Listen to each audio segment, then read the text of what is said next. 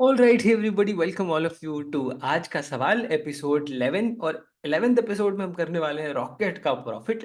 नाम से समझ में आ गया हो कि प्रॉफिट एंड लॉस रिलेटेड कुछ तो होने वाला है। इंटरेस्टिंग क्वेश्चन है एंड बहुत मजा आएगा उसको सॉल्व करने के लिए। आई एम होपिंग कि बाकी के 10 एपिसोड आपने देखे होंगे, उसके अंदर भी कुछ इंटरेस्टिंग कॉन्सेप्ट्स एंड क्वेश्चंस हमने सॉल्व करे। जितने भी लोग यहाँ पे जुड़ गए हैं, I am going to be around the next approximately 200 days. हम हर रोज क्वेश्चन सॉल्व करेंगे, कॉन्सेप्ट्स डिस्कस करेंगे, and I am hoping that it is going to help you, support you and guide you in the journey of MBA preparation. This is your friend Sudhanshu Cat 99.7. I am Lucknow, and अगर आपने channel subscribe नहीं किया है, do make sure you subscribe so that आप भी cat 24 के लिए serious preparation कर पाए। चलिए स्टार्ट करते हैं आज का डिस्कशन एक बहुत ही प्यारे क्वेश्चन के साथ। Let's start. सब लोग एक बार क्वेश्चन को ट्राई करो, फटाफट कमेंट में आंसर बताओ, और उसके बाद इसको सॉल्व करते हैं और इसके इन्वॉल्व जो कॉन्सेप्ट्स हैं उनको भी समझते हैं। So let's see what is here.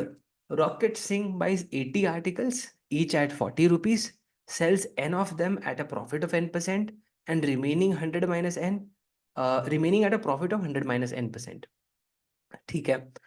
Question is for what value of n is the profit being minimised on this trade. तो अपने को प्रॉफिट मिनिमाइज करने के लिए n का क्या वैल्यू लेना चाहिए। अब ये वाला जो क्वेश्चन है, लग तो रहा है कि प्रॉफिट एंड लॉस का क्वेश्चन है, पर इसके अंदर आपका क्वाड्रेटिक भी घुसा हुआ है। ठीक है, आपका एलजेब्रा भी इसके अंदर इन्वॉल्व है। कमाल की बात दोस्तों ये है, जो हमें कैट 23 से भी लर्निंग मिली थी, कि सिर्फ अरिथमेटिक करने से नहीं होगा, आपको बाकी के टॉपिक्स भी अच्छे से करने पड़ेंगे। तो जितने भी लोग कैट 24 के लिए प्रिपेयर कर रहे हैं और ये सोच रहे हैं कि यार सिर्फ अरिथमेटिक कर लेते हैं, यार सिर्फ एलजेब्रा कर लेते हैं, उनके लिए इंपॉर्टेंट लेसन है कि ऐसा ना करें। आपको सारी चीजें पढ़नी पड़ेंगी अगर आपको अच्छा स्कोर करना है तो।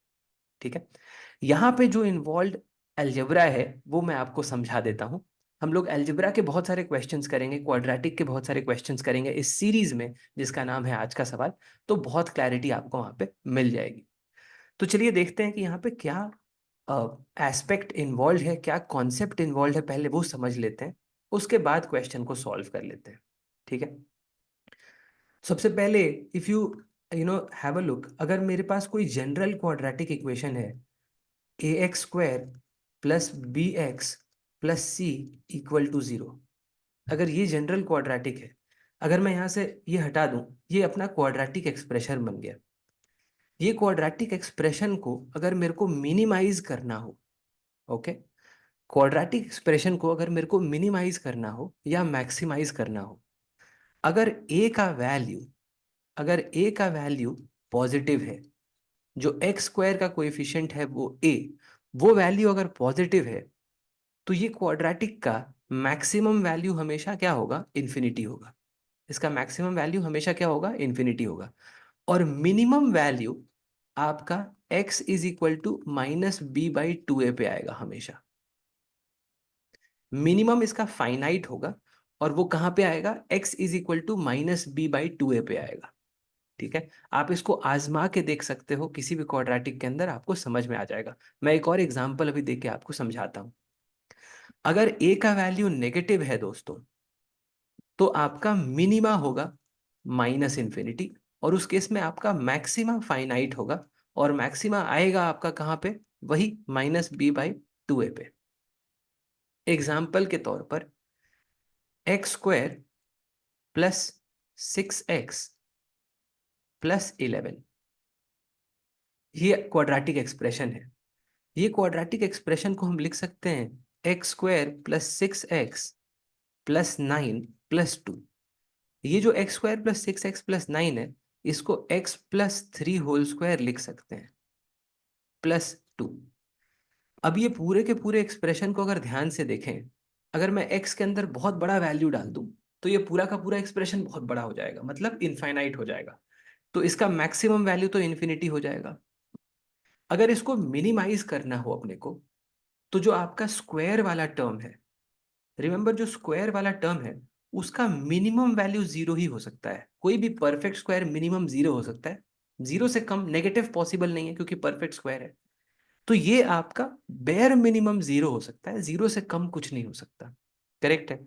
तो इसका मतलब ये हुआ कि ये पूरा का पूरा एक्सप्रेशन मिनिमाइज तभी होगा जब आप x प्लस 3 होल स्क्वायर को 0 कर दें या फिर x को -3 कर दें। तो x इज इक्वल टू यहाँ पे आ गया -3, जहां पे ये पूरा का पूरा एक्सप्रेशन क्या हो जाएगा, मिनिमाइज हो जाएगा।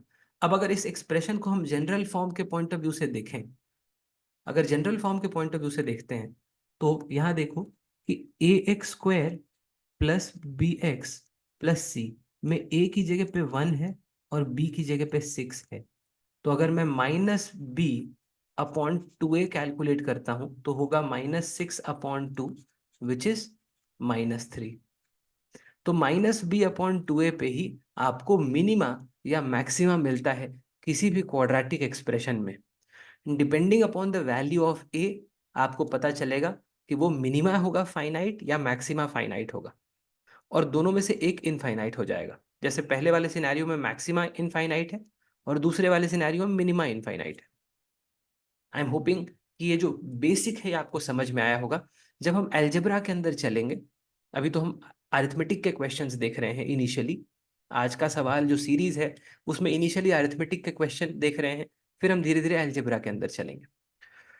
तो अभी के लिए जो बेसिक अलजेब्रा मैंने आपको समझाया है उतना यूज करके आप ये वाला क्वेश्चन बड़ी आसानी से even without pen and paper solve कर सकते हैं। चलिए देखते हैं कैसे होगा। Let's try and see. तो 80 आर्टिकल्स एट 40 रुपीज खरीदता है, sells n of them at a profit of n%। Correct, तो ये n आपका n से मल्टीप्लाई हो रहा है यहाँ पे, एंड रिमेनिंग मतलब 80 minus n into 40 into 100 minus n हो रहा है यहाँ पे।